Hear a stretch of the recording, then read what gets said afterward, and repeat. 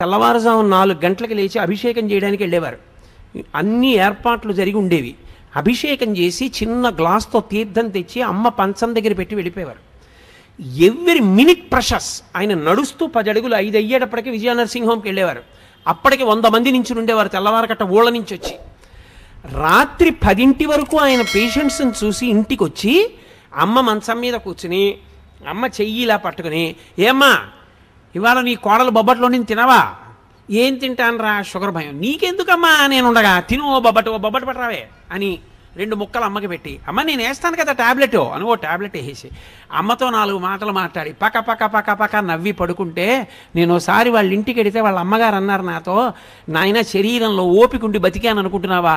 నా కొడుకు రాత్రి ప్రతిరోజు వచ్చి కూర్చుని అమ్మ అమ్మ అంటూ మాట్లాడిన మాటలకు బతుకుతున్నానయ్యా అన్నారు ఆవిడ. అది ఆదర బుద్ధి. అమ్మ నిన్ను ఏదో ఎత్తుకుపోతుంది నీ దగ్గర అనుకోవడం నీ కర్మ, అది నీ బుద్ధి ఎందొచ్చిన జాడ్యం. తండ్రి నీ డబ్బేదో పట్టుకుపోతాడు అనుకోవడం నీ జాడ్యం, అది నీకొచ్చిన తప్పు, నువ్వు దిద్దుకోవాలి. నీకు జ్వరం వస్తే నువ్వు మందేసుకున్నట్టు ఈ శాస్త్ర విషయంలో నీకు అవగాహన దోషం వస్తే నువ్వు నేర్చుకోవాలి. కానీ అది తిన్నగా పిల్లల తప్పని నేను చెప్పను. సవకబారు అన్నీ మనం పిల్లలకి చూపిస్తున్నాం. ఏవి చూపించకూడదో అవన్నీ చూపించి అది బాగుండాలని మీరు కోరుకునే అధికారం మీకు ఎక్కడుంది? మీరు ఏది చూపించకూడదో అది చూపించకుండా ఉండడం సమాజం యొక్క ప్రధానమైన కర్తవ్యం. అప్పుడు పిల్లలు బాగుండాలని కోరండి.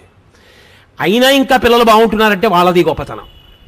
కాబట్టి తల్లి తండ్రి అంత గొప్పవాళ్ళు. ప్రెసిడెంట్ ఆఫ్ ఇండియా చేశాడు మహానుభావుడు, ప్రపంచం చేత కీర్తింపబడ్డాడు అబ్దుల్ కలాం గారు.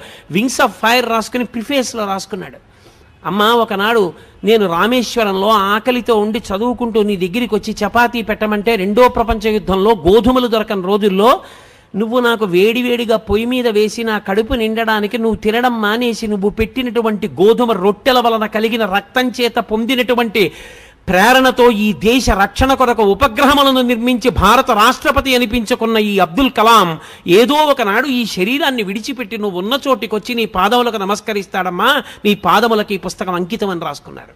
అది పరిణితి, అది పూజ్య భావన. అంటే అది ఎక్కడుందో అది చెప్పుకోవాలి. పనికి మాలిన లక్షణం మనకెందుకు?